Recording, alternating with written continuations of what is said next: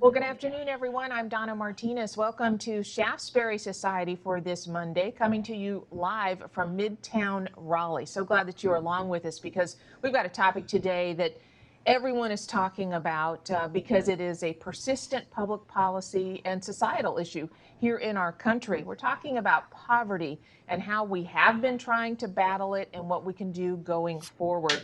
And of course, the idea of people being hungry or being homeless is just abhorrent to every single one of us, no matter your politics or your ideology. The big debate begins, of course, when we start looking at how we actually address these issues. Now, a new book, a relatively new book that has been produced by one of our good friends, Professor Mike Walden from NC State University, takes a look at all sorts of public policy issues, including the question of battling poverty. His book is called Real Solutions, Common Sense Ideas for Solving Our Most Pressing Problems. And Mike is going to be with us today to talk about some of his key findings and recommendations when it comes specifically to poverty. Then we've got a great panel that's going to be talking about all of these issues. In fact, several of my colleagues are here with us today. Joe Coletti is Senior Fellow in Fiscal Studies with the John Locke Foundation. Brooke Medina is Vice President of Communications, and Ray Nothstein is the Opinion Editor for Carolina Journal. So Joe, Brooke, and Ray, glad you are along. Hang tight. We're going to be talking in just a moment. Our guest, Mike Walden, is a professor and economist at NC State University, and you've probably heard of him. By the way, he writes a column in Carolina Journal. And also, he gives a lot of interviews, does a lot of analysis on economic issues in North Carolina and public policy questions as well. Mike, glad to have you along today. Thank you for joining us here at Shaftesbury Society. Can't wait to hear what you have to say about poverty and how we battle it and try to get people up and on their feet to self-reliance. Welcome. Well, thank you, Donna. Thank you very much, and thanks to the panel and all the listeners. I know there are a number of good friends I have that are listening, so thank you for taking time. It's close to lunch. I never miss a meal, so if some of you are missing a meal, that shows you that shows a high level of interest. Brooke, why don't you start the slide set? I have a slide set prepared for you. And first of all, authors have to hawk their books. This is the cover of Real Solutions that was published mid last year, August. I've been at NC State 43 years, and I like to say this is the culmination of 43 years of looking at public policy, given a lot of talks on public policy. I've written other books, but I'm particularly proud of this one. It really comprehensively looks at, I think, all the hot button issues that we have in the country regarding, well, social issues, but the economic dimension of those social issues. Next slide, Brooke. And this is the table of contents. You can see the issues that I talk about, everything from education, transportation, healthcare, housing, poverty, earnings differences, down the line. And what I do in each of these chapters, and I've tried to make this very, very readable. My wife, who is retired, is my sounding board here. If she reads it and she says, I can't understand it, go back, work on it some more. I do. And inevitably it makes it better. But I do three things here in each chapter. I set up the topic, the issues, then I look at alternative solutions, and then I conclude with giving my solution. And it's just my solution. In fact, probably in the debate here, we'll have different perspectives on dealing with each of these. So we're going to focus on the chapter on poverty. So Brooke, if you go to the next slide. And I title this Winning the Final Battle of the War on Poverty. I think the war on poverty was coined in the Johnson administration in the 60s. I'm 70 years old, so I was around for that. I remember that. And we have spent trillions of dollars on a variety of poverty programs, and yet we don't seem to be able to snuff it out. So I have couched this in the sense of can we really wrap up, or at least have a plan for dealing with poverty? That's why I call it the final battle. Next slide, Brooke. Now, one of the problems, one of the issues we have in defining poverty is what's the best measure?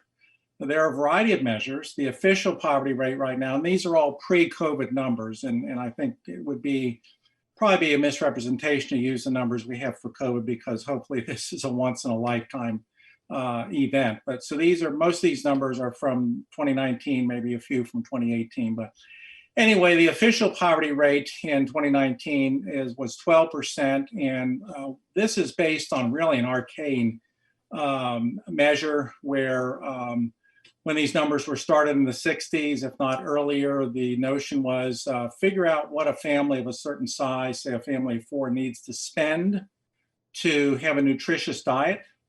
And then I think the multiplier was 4.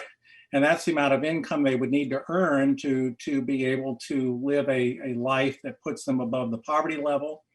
And that still is carried forward with the official measure. And so the latest number, 12%. There's a supplemental measure that went in there and said, look, multiplying that by the food cost by 4 is kind of bizarre. So let's get into a little more detail in the various kinds of expenditures families have. Make some, albeit subjective, decisions about what people need to spend in order to, again, have some sort of a base standard of living. And so that supplemental poverty measure, latest numbers around 14%. Now, a problem with both of those is they only look at the family or household's earnings in terms of saying, are they earning enough in order to meet whatever these standards of living are. They don't consider the programs that households have available to them, like the SNAP program, like TANF, which is a financial program for families. Medicaid, you can even throw in Medicaid there. And so what the third measure, the alternative, says, well, let's add the value of the monetary value of those programs to what the family's earning, and then let's see if the family has enough to meet, again, this minimal standard of living. And clearly, when you do that, you're going to dramatically lower the poverty rate. And the last number I have is 5% of households fall under that minimal standard. And then a fourth measure says, let's actually look at what lower income households spend. And the federal government collects data on this. And let's see if they're spending enough on these various categories. Again, subjective standard, but if they're spending enough to give them a standard of living that's at least minimal and acceptable. And then let's see how many households are not making those expenditures. And here, the poverty rate is even lower, 3%. So you can take your pick here, but I think I would conclude that, especially when you include the anti-poverty programs that provide more resources to households, we have lowered poverty to likely single digits. Next slide, Brooke. Now I want to make a segue here on, I still call it food stamps, but SNAP. You hear, or at least I've heard, and this is even pre-COVID, that 20% of children go hungry. In fact, I won't mention the person's name, but a very prominent person that has a name in the local community. This is his big worry. Whenever we see each other, of course it hasn't been much this past year, but whenever we see each other, and obviously he knows I'm an economist, this is what he focuses on. How can we have a society, he says, where 20% of children go hungry? That's just horrible. That's just unacceptable. Well, the problem here is that the standard or at least the traditional definition of hunger, which to me would be you don't have enough to eat. Your belly's growling. You go to bed hungry. You just don't have enough food. That was changed in 2006. So the definition of being hungry was changed in 2006. And it's very different, I think, broadly, and I'll say generously, what it now does is not only considers the quantity of food, but also the quality of food. Is a household or is a person getting enough fruits and vegetables, for example? And if they're not, that could push them into the hungry category.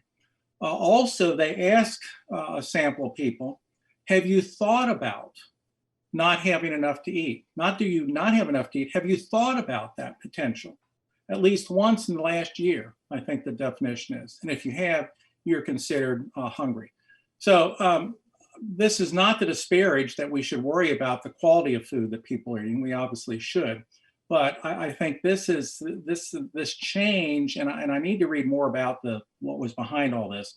But the change in the definition of hunger, I think, has really distorted our viewpoint on how massive poverty is. Next slide, Brooke. And that was a little rant on my part, so I apologize. All right, I see in looking at the poverty programs that we have in place, and we've had in place for what, 60 years, going on 60 years now, I see two problems. First of all, that most of these programs have a disincentive in them, built in, for households to try to move themselves to self-sufficiency. That is, for households to do the kinds of things that they need to do in order to earn more so they can rise above poverty. The big problem here is that many of the programs, if just to take an example, if a poor household earns another $1,000 of income, because they maybe got some training, they were able to find a better paying job, whatever. In many cases, the programs will take away $1,000 worth of support, if not more. In fact, I did a paper, gosh, it was in the 90s, so what is that, 20, 30 years ago, published a paper that looked at all of the programs that defined poor people are available to take part in. And I calculated how that support, the monetary value of the support, would change if they earned more on their own. And something that economists call the implicit tax rate, it was in many cases above 100%. So that's a problem. A second problem is that some of the programs do discourage, again, due to how aid is provided when you go from, let's say, a single parent, and of course, single parenthood oftentimes is very prevalent among poor households. How does the level of aid change if you go from single parenthood to dual parenthood?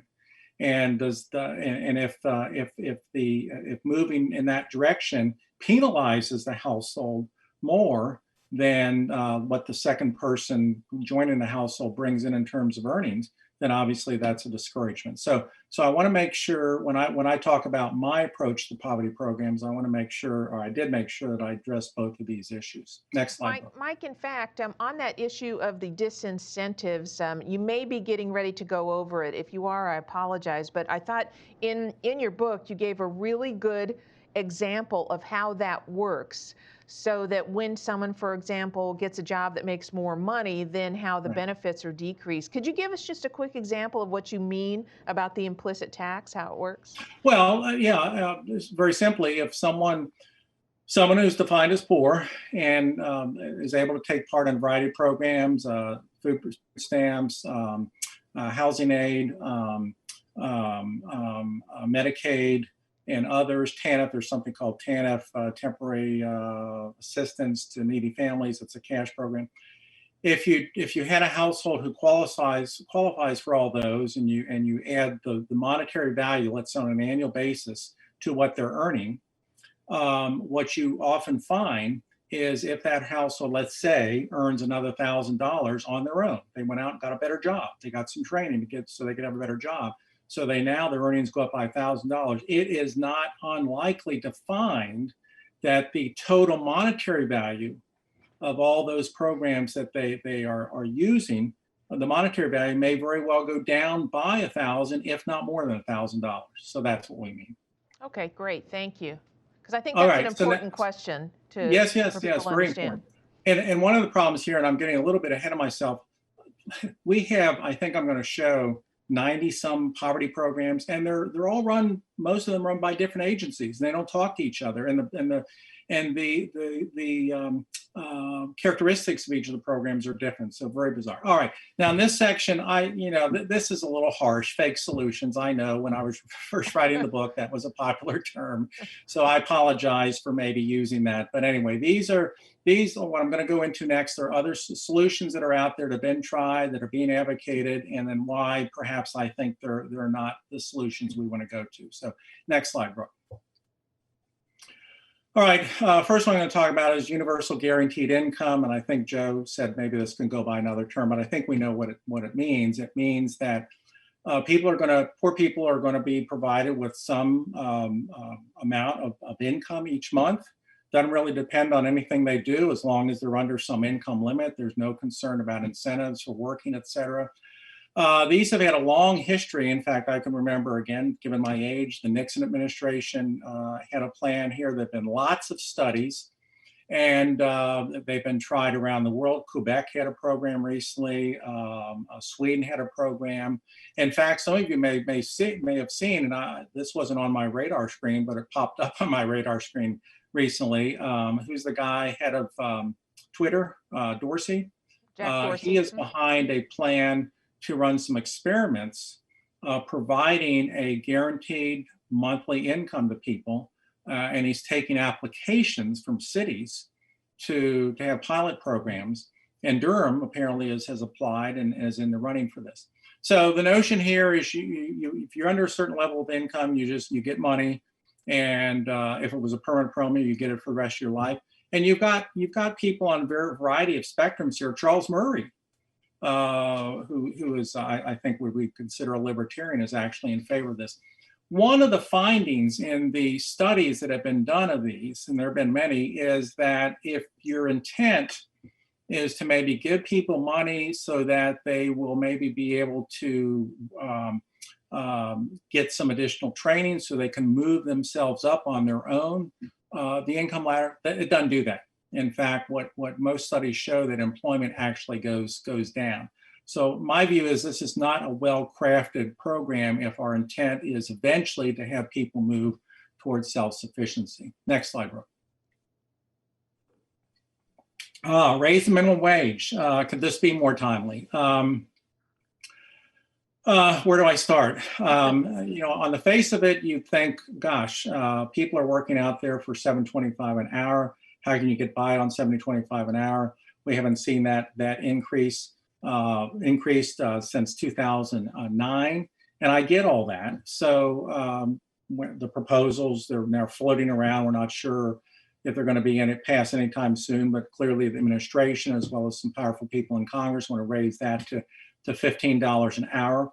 This has probably been one of, if not the most studied poverty or anti-poverty programs we've ever had, because the minimum wage goes back 80 years. And in fact, a guy named Newmark, economist named Newmark, David Newmark, I think, is probably the most esteemed economist who has written the most about impacts of minimum wage. And just 2 weeks ago, you can Google this, 2 weeks ago, he published a paper, because we were already talking about going up $15 an hour.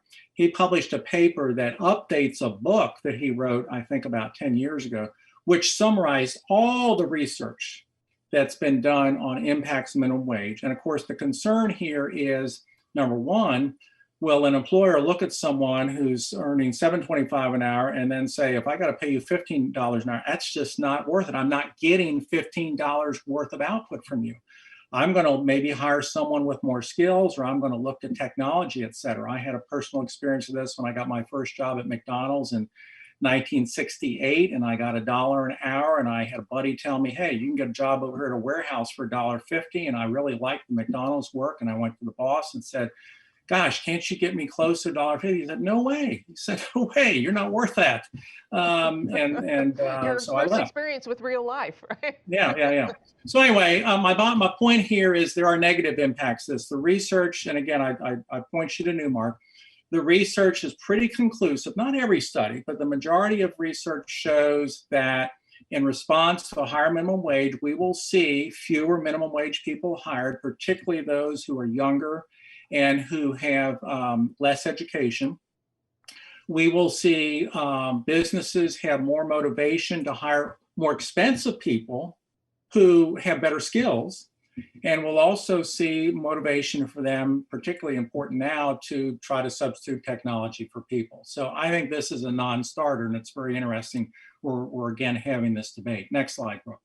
I need to speed up a little bit. Workfare, I know, in fact, I know someone in the audience who emailed me ahead of time saying, Mike, I really like workfare, talk about workfare. And this was popular in the 90s. In fact, I think North Carolina had a version of this where you get assistance as long as you work. And again, we think that it makes a nice combination. And the notion is people need to be working in order to see the value work, et cetera. And if you look at the research on the programs that we had in the 90s, they seemed to work for a little bit, work meaning that, yes, the employment levels went up, but then over time, it seemed like they didn't do the job.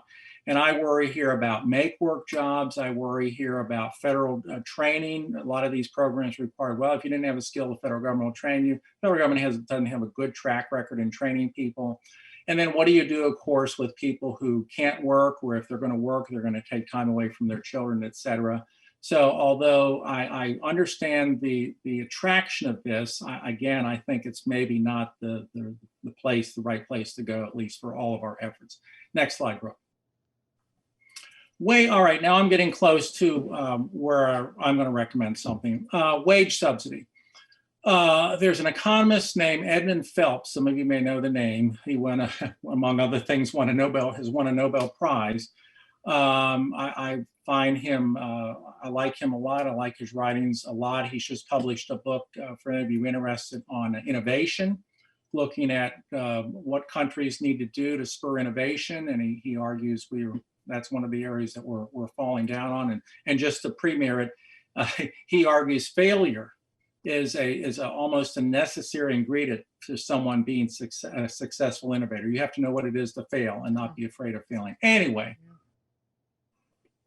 Phelps's idea is pretty simple. He says, look, if we think that someone working, say at $7.25 an hour, if that's not enough for them and their family to live on, let's not force the employer to pay them more, because the employer is going to take actions that are beneficial to the employer, which might mean firing some people. But if this is a societal concern, then society ought to chip in and raise that person's wage to some acceptable level. And so he calls that a public subsidy. In essence, it would. For example, if you were earning $7.25 an hour, and if we thought as a society people can't work for less than 15, in Phelps's world, what the government would do, federal government would do, probably a federal program, would add us another $7.25 to it. Now, importantly, as someone hopefully moves up the economic ladder, say they find a job $10 an hour, you wouldn't keep the $7.25. You'd reduce the $7.25 subsidy. You'd reduce it, but you reduce it at a rate such that they're still better off. Even if they lose some, they're still better off by getting the higher paying job. So he's very careful, he's very watchful there of the how you take away the subsidy. My problem with this, and it's probably a small problem because Phelps actually talks about this, and I'm not totally convinced he can solve it, would employers game the system? Would they say, oh gosh, now I know, gosh, if I pay someone is worth to me really $8.25 an hour, but I know the federal government's going to step in with subsidy, I'm going to keep them at $7.25 an hour. They don't care where the money's coming from. So I worry that employers will find a way maybe actually to reduce what they pay to workers. But I think this would be my second best approach. Now, it is all based on earnings, so we have to worry about what about those people for a variety of reasons aren't working. Okay, next slide, Brooke, and I'm watching my time, Donnie, here. All right, so next slide. All right, here's Walden's plan. I call it the SSS, try to come up with something clever. And I argue this is simplistic in its structure. It's supportive of those needing aid, and it provides incentives for self-sufficiency. Therefore, we got the 3 S's. Next slide, Brooke. And it recognizes the fact we just have a crazy mess. I'll just call it a mess of poverty programs. My best count in going through all the various programs that have some poverty dimension, we have in the country 92 poverty programs operated by 27 different agencies. They all operate on their own rules, and there's very little coordination.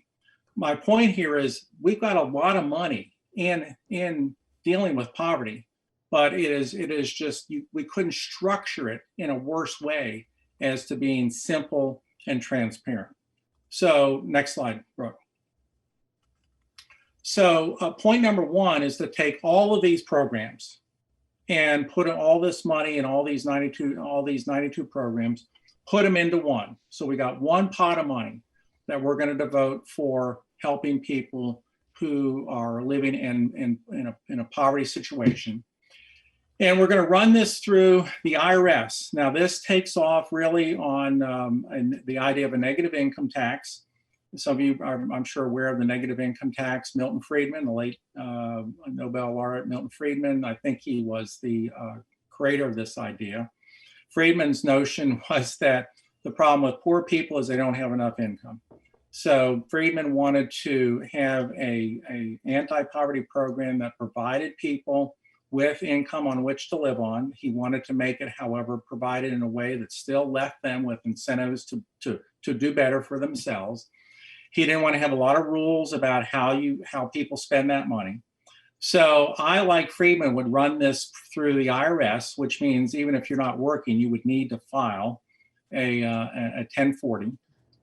And I would use the IRS data on what people are earning, number of people in their family by age, et cetera. We'd have to have standards about what do we think needs to be the threshold for people to live on some level of economic subsistence.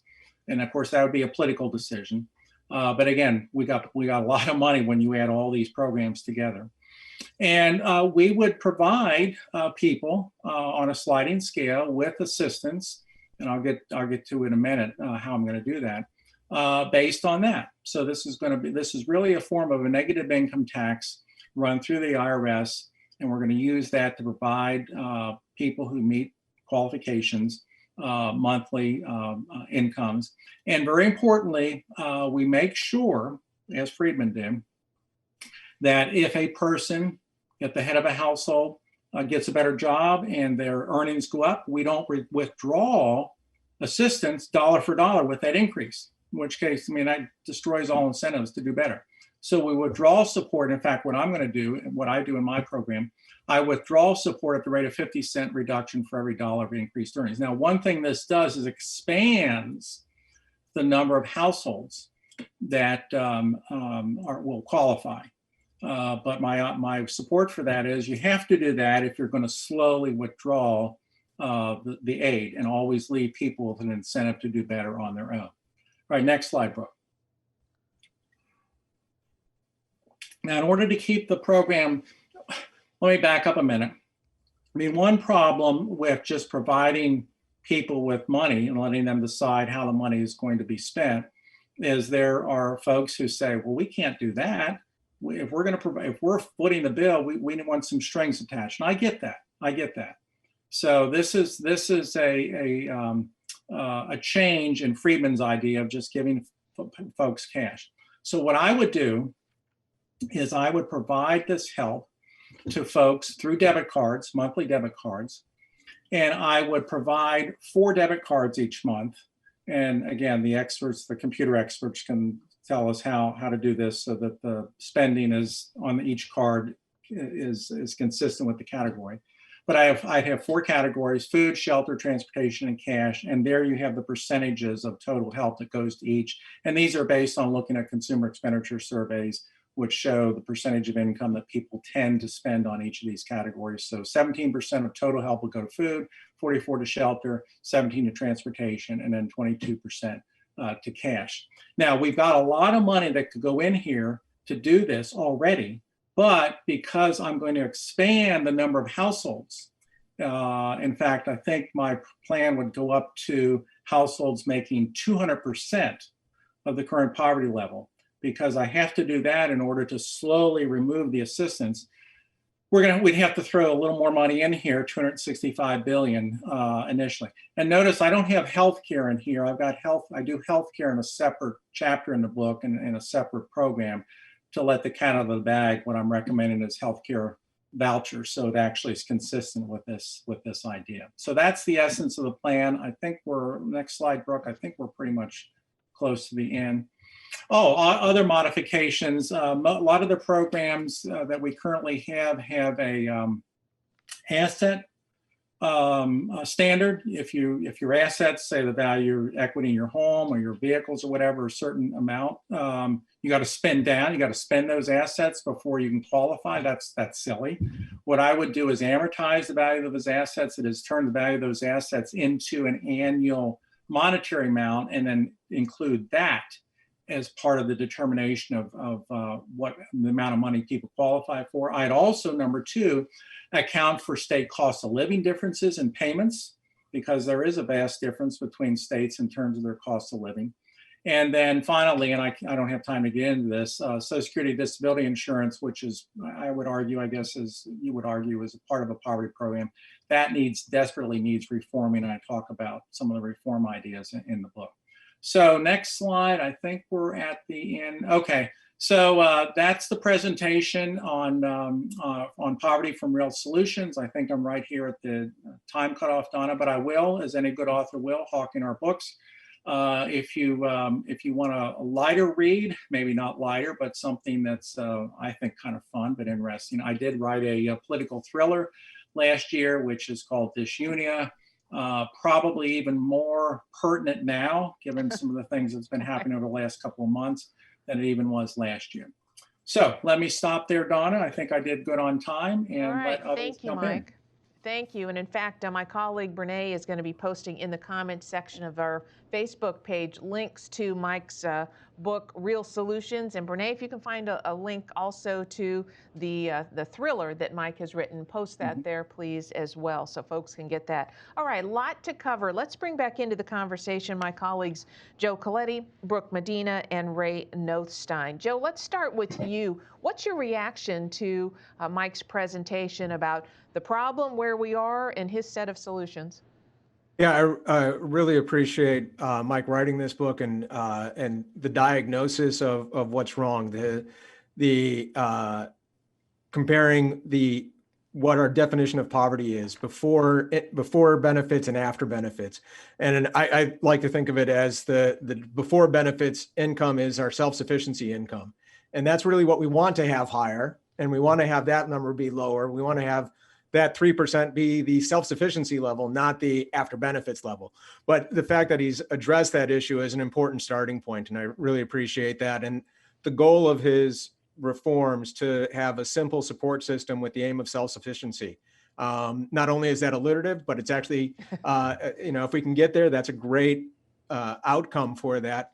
And especially the last slide that he talked about on the ideas with this of providing an allowance for asset accumulation, because saving and capital, that's what makes advancement possible. It's if you're just living from paycheck to paycheck, whether that's from your job or from the government, you're not going to be able to get ahead. It's building that margin into your income and into your assets. And so one thing that Mike didn't touch on in this presentation, but that the rest of his book covers, and I really appreciate as well, is if you remove the barriers for opportunity, remove the barriers for certificate of need, occupational licensing, zoning, higher education accreditation, all of those things would have a double benefit of providing more opportunity for people, and then allowing for lower costs for the income that you do earn, as opposed to like a minimum wage, which limits the opportunities, as Mike already addressed. But there's another recent paper taking a look at McDonald's that, since you worked there, Mike, McDonald's doesn't replace people with technology. It has the ability to raise prices when it raises the minimum wage. And so and higher prices means that income that you're earning from that higher wage actually goes less far than the promise is. So that's all the good things that I see in it. One small technical shortfall that I see in it is that the flexible assistance is probably not flexible enough. So this gets into the negative income tax versus universal guaranteed income, universal basic income. And the key area on that side that I see is, for anybody who's looked for housing, the trade-off there is always, do you live closer to where you work, and so you reduce your transportation cost, or do you have a commute built in? And so I would taking a look at that the 4-bucket approach, look at how do you combine the transportation and shelter question because those two overlap so much, and you can transfer one to the other. And a bigger problem with any of these discussions about government policy and how do you help alleviate poverty, and it goes back to those questions about opportunity that Mike addresses in some of the rest of the book, is what is really the role of government in providing the basic needs of people, right? It has to live with the rule of law. It can't differentiate one person from another. Brooke's situation may be different from Ray's situation, which may be different from mine or from yours or from Mike's. And so, but government can't do that. And we really don't want it to, right? If government makes an exception for one of us, it has to make that same exception for everybody. Otherwise, we don't live under the rule of law anymore.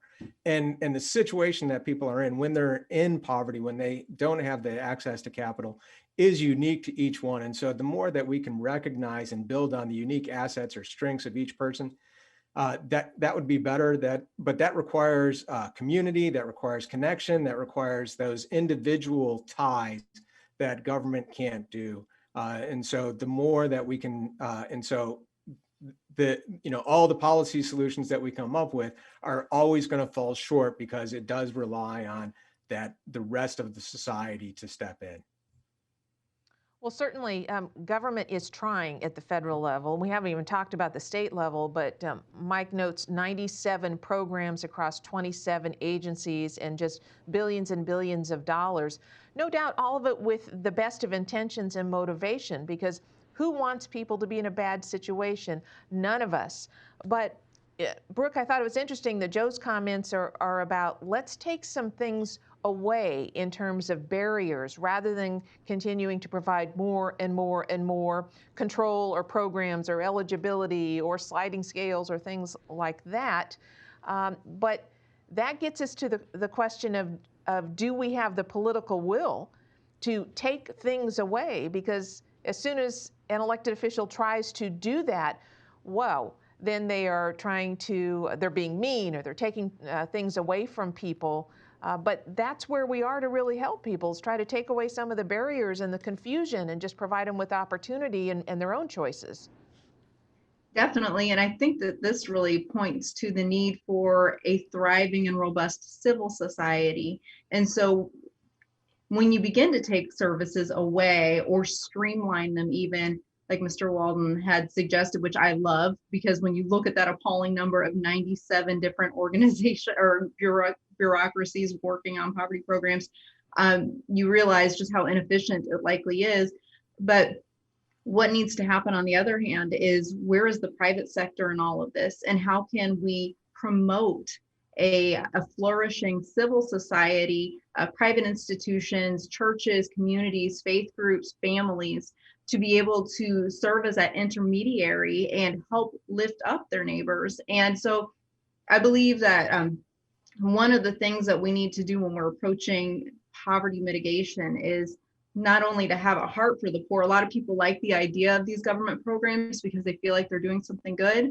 But the question is, how do we have a mind for the poor? And so I really appreciate that we're having this discussion, because how are we speaking into this and actually helping people rather than creating more bureaucracies? Like Mike had mentioned in his chapter on Real Solutions related to poverty, is that the bureaucracies spend about 15 to upwards of 40% just operating these programs. And so there are so many inefficiencies there that we're not really helping the poor. We're just saying, yay, we did something with taxpayer money. So there's so many conversations to have, but I would say it starts with us encouraging opportunity on the civil society side, whether that be through increased hiring in businesses and promoting opportunities that way, and rolling back government intrusion. And if I can interject just real quick, Donna, and Miranda and Joe's comments right on. This chapter has more to do with, all right, if we have folks who are poor, they're in a station of life where they're poor, how do we help them? I clearly believe that more important is how do we move them out of poverty, which I'm hearing a lot of the discussion about. And I do want, for those who haven't read the entire book, it sounds like Joe has, I don't ignore that. I mean, that's the ultimate goal, that we have no one who's poor. And I certainly agree we need to remove barriers, we need to provide opportunities for education, et cetera. This chapter is more about, all right, if at any point in time we do have folks who are defined as poor and we don't want them to flounder as a compassionate society, what's the most efficient way to do that? But also what is a way that does give them, still allows them to have that nudge that they're going to try to self-improve. You know, Ray, you write a lot about family and cultural issues for Carolina Journal. So when I saw the data point that really not as many kids are going hungry as we sometimes hear, that 20% figure, obviously, I mean, that is such good news to know. Yet at the same time, there's no doubt that there are kids who are in really tough situations. And I suspect that that number really caught your attention as well, Ray. Absolutely. There are two things that Dr. Walden said that really struck me in his book. Daniel Patrick Moynihan, who is the late senator from New York. I've studied Moynihan, and back in the 1960s, even before he was a senator, I think he was a low-level bureaucrat. He was writing about the dissolution of the Black family, and that's not even an African-American issue anymore. It spread to other races, but he saw the problems of the Great Society and what it was going to produce on not just family life, but cultural life. And, he was liberal in many ways. So he was somebody, I think, that was coming at it very objectively on that issue. And I would say, too, just credit to Walden for bringing up the point of the importance of the family, because you have so many social engineers that don't do this. You have the president of AEI who used to work with Michael Bloomberg, and they ran subway ads. They ran ads in the subway to bring out the statistic that if you just graduate from high school and you stay married, you have like a 97 or 98% chance of not falling into poverty. And people don't talk about that in a lot of areas today. They don't bring those facts to light. And to credit to Michael Bloomberg, he allowed those ads to stay there because they were the truth. I mean, that's the truth of the matter, that if you stay married and you graduate from high school, then you have a high chance of not falling into poverty. And I would add something. I mean, Brooke said have a heart and having a mind for the poor. You have to have a mind for the poor too. But something that struck me when she said that, have hands for the poor. Go out there and get involved in some of these issues that they're involved with. And I think, to me, just dealing with poverty, I had a kind of a striking moment when I lived in Egypt for 2.5 years, and I went to Garbage City, which was mostly Coptic Christians lived there, and they sort through the trash. And I saw flies around kids' eyes and swollen bellies. And you see real poverty in Africa. And I'm not diminishing the people who are in poverty here, but I think when we talk about poverty, and I just credit Walden for bringing this up, is to have a holistic view, because there's so much moral poverty in society. There's spiritual poverty. There's a poverty of circumstances. There's a poverty of virtue and ideals and wisdom today. And so I think just speaking holistically about poverty is crucial if you're going to say anything about this issue. And him doing that, I think, is important. That's an important point that needs to be made when we talk about this, because two things I want to say just real quickly about the Great Society. The Great Society, the two good things, it raised the awareness of poverty, especially in Appalachia and Mississippi Delta, especially a state that I'm from. And another reason, I think, is it shows that this is primarily not a problem of materialism, because after spending 20-something trillion dollars, basically the entirety of our debt, it shows to me that this is primarily not a material problem where people in America don't have enough material things. Now, that certainly happens in a few instances, but primarily this is a problem that goes deeper than that. And I think it kind of shows the government, we failed in many ways to address this. And I think just having more prescriptions for this ailment is vital. And one thing I would say, just differing from Walden, he talks about cohesing everything into one government agency. I think that's a good start, but I wonder if we can do more block grants back to the states, because to me, when I look at this issue, I feel like the federal government has just failed immeasurably. I mean, just completely failed. So I would love to see more programs remanded back to the states, Donna. Mike, what do you think about that, block granting? I'm not opposed to it. I think you can certainly make the argument that government's closer to the people and can perform better and understand the differences. On the other hand, look at what that's gotten us with the deployment of the vaccine. The federal government didn't move in that direction of perhaps providing a little more standardization in how the vaccine is used. But yeah, I'm not certainly not opposed to block grants. The other thing I might say, and this is more in the philosophical bent, in fact, I went back and reread some passages of Joseph Schumpeter last night in preparation for this. And Schumpeter was eerily correct in saying that certainly, and I don't like to use the word capitalism because capitalism was coined, of course, by Marx, not by Adam Smith. So I'll use the free market system. I mean, clearly the free market system, and I talk about this in the last chapter of my book where I talk about systems. What's the best economic system for a country? Clearly, free market or capitalism, whichever you want to choose, has performed enormously well for countries over time. It depends on whether you go back and say that the start was during the Middle Ages with the printing press, or was it later? But Schumpeter worried that at some point we would get so fat and happy, I guess I'll say, that people forget poverty and they forget where we started. And they also begin to focus more on income inequality and say, oh, well, this system's horrible because look, we've got these billionaires and then we have people at the other end. And he also worried about the intellectual elite getting on that bandwagon. And if Schumpeter well, he's passed, I don't know if you say predicts or predicted, that eventually capitalism or free market economics is going to disappear. It's going to be replaced by some form of authoritarian socialism.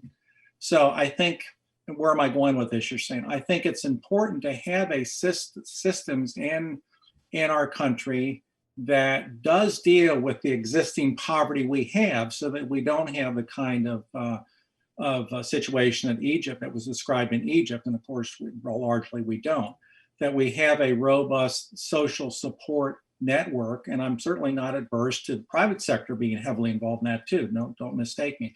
But I think it's important that we have a robust social support network that keeps people above a certain level, because I'm afraid if we don't, people are going to look at our system and say, well, because you haven't dealt effectively with the poor, those are the lower rung of the economic ladder. The whole system needs to be blown up.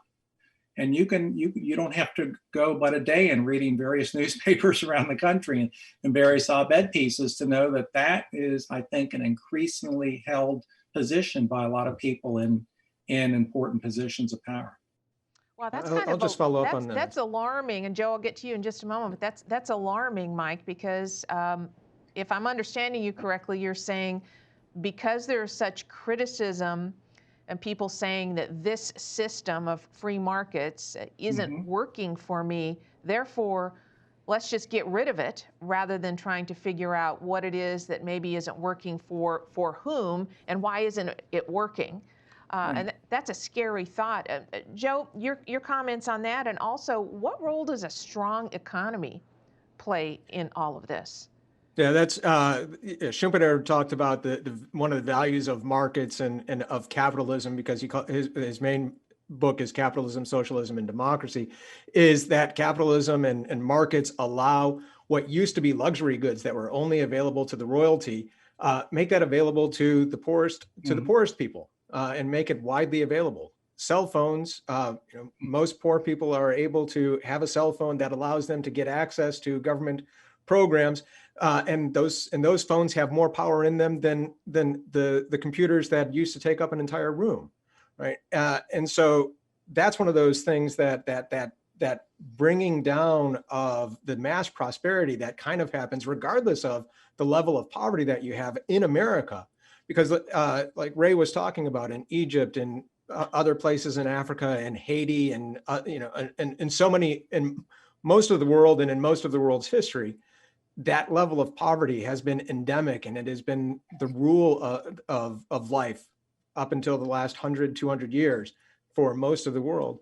And so the opportunity to advance through innovation and through work and through saving and accumulating, that's one of the things that makes everything else possible. And there is a role in for us in the ideas world to raise that question about what is the appropriate role of business, and what is, if you, not to say that that people that they earn enough and they should give the rest back, or that if you're giving to society, you're giving back, right? Because the product that you provide is a gift to the rest of the world anyway. But that it is incumbent on us to say, to look back to Burke and to look back to those folks those writers who came before us, who said there are little platoons, and there's the Catholic social teaching on subsidiarity, that there is a role, that there's the government, and there are different levels at which society can intervene in the life of another person.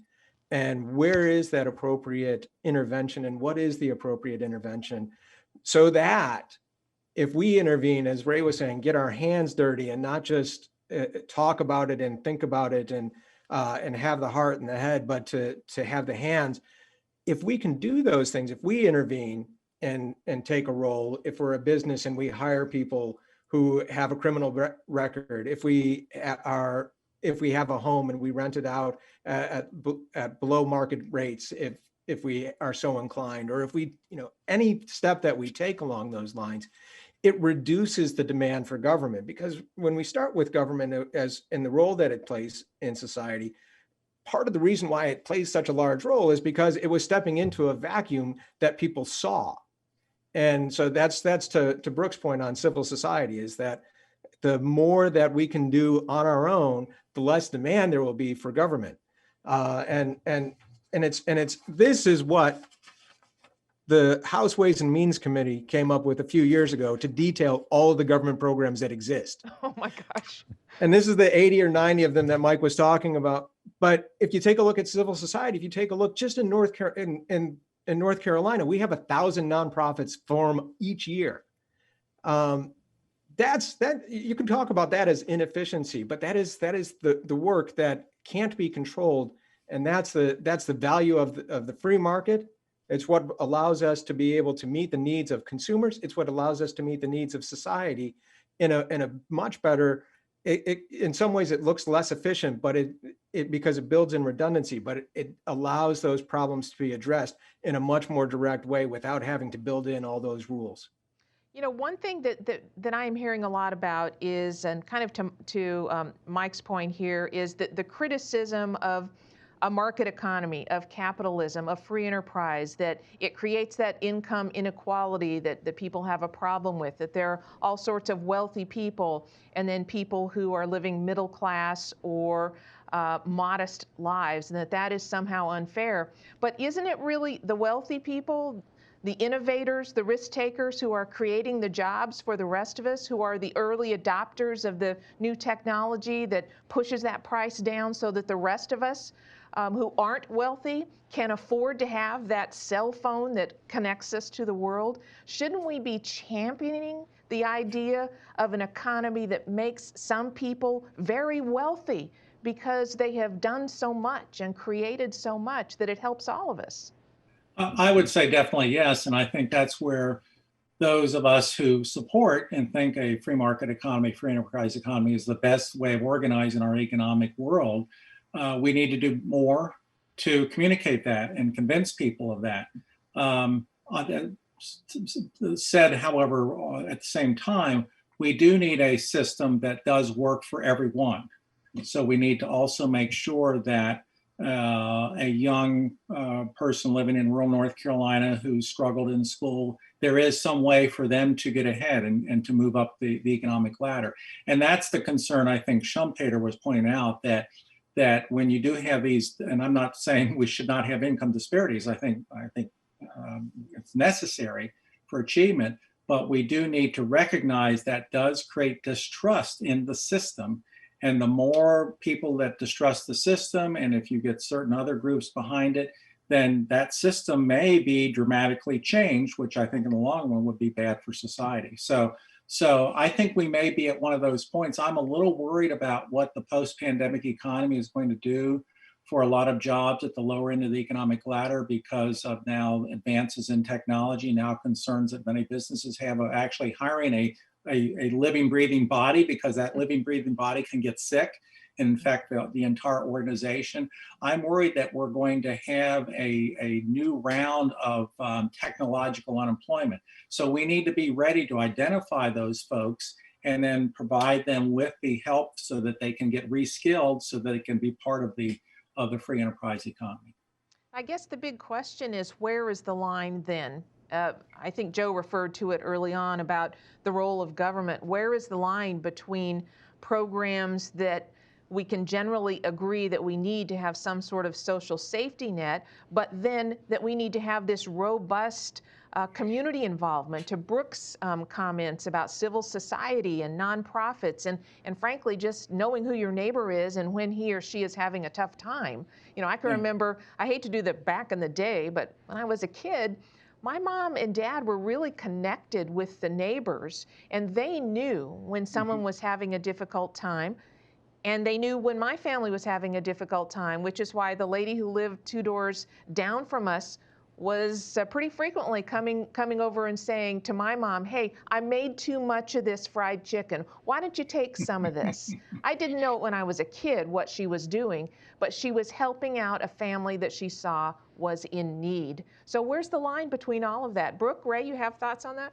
I got a few thoughts. I mean, there's a great Dutch theologian, Abraham Kuyper, who talks about anytime the government has to spend $1 on people in need, that's really a blight on your honor as a human being, as a person, as somebody that needs to be involved in civil society, that's somebody who needs to be involved in helping the poor. I wanted to read, just kind of getting back to the Great Society. This comes from FDR. It's real short. I'm just going to read it because I can't memorize it. But this is on a 1935 address to Congress. This is the height of the Great Depression. The lessons of history confirmed by evidence immediately before me show conclusively that continued dependence upon relief induces a spiritual and moral disintegration to the national fiber. To dole out relief is to administer a narcotic, a subtle destroyer of the human spirit. And I think just in being mindful about talking about poverty and how to get involved, we need to be careful too in terms of just, which I think is the problem with a lot of bureaucrats and a lot of people who might be in Washington, D.C. who are well-intentioned, but they treat people that are poor or people who are marginalized, they treat them as this kind of like static or paralyzed figure that, they only need to be ministered with more money and more government programs. And to me, kind of my role in this is when you look at just usdebtclock.org, just sign on anytime. I mean, to me, it's kind of the definition of insanity. Brooke, Ray just used an interesting phrase. I think he was reading from like 1935, and that is human spirit. And I know that that's something that Brooke, that is very close to your heart. You're actually involved in a community group that tries to help people who are in tough circumstances. Not enough talk, I would say, about human spirit.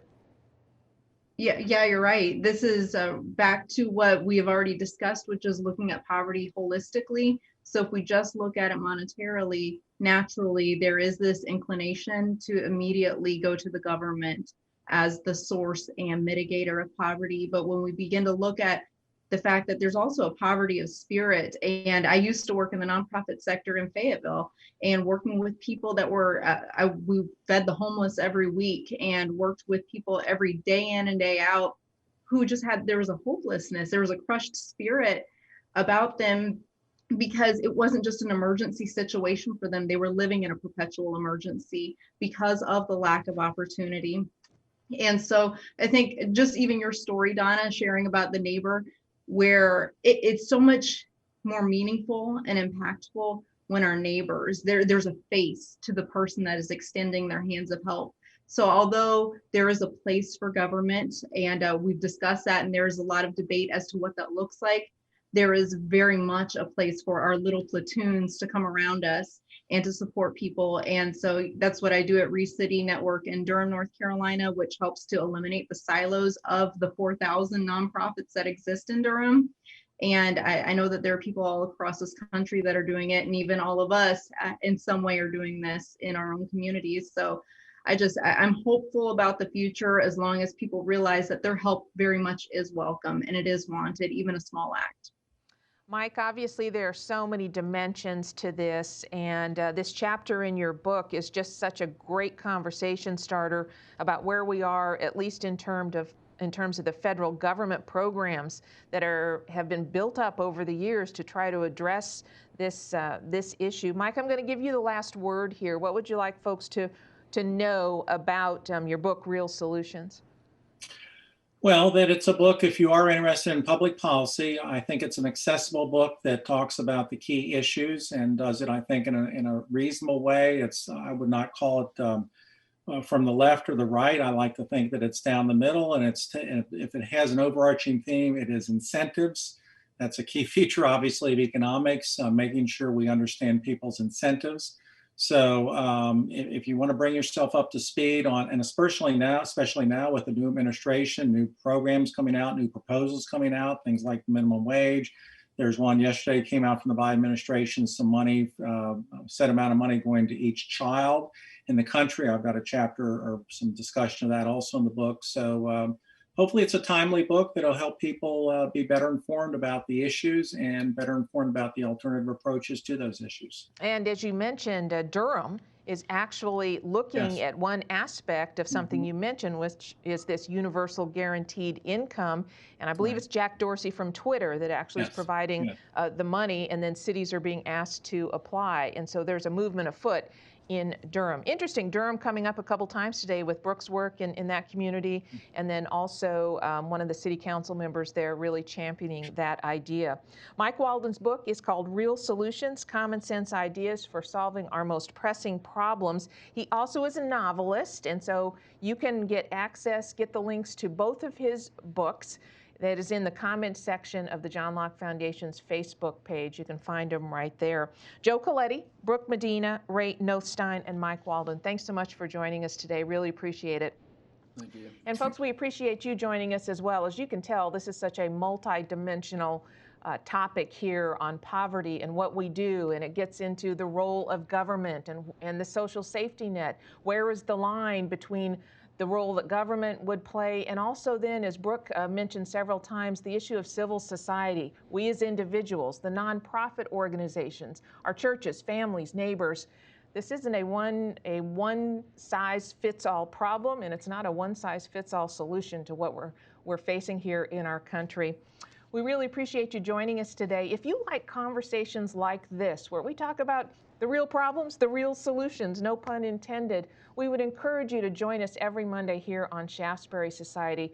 We would also ask this: if you want more of this type of conversation, help fund the work of the John Locke Foundation. You can do that very easily and quickly. Just go to johnlocke.org, and up in the upper right-hand corner, hit the Donate tab. Just tap that right there. It'll take you less than 2 minutes to make a secure, tax-deductible donation to help fund the work that we do here at the Locke Foundation and also the work of Carolina Journal. Ray is the opinion editor there. We would greatly appreciate your support on that. Hope you have a wonderful week. Hope you will be back here next Monday with us for another edition of Shaftesbury Society. I'm Donna Martinez. Have a great afternoon, everybody.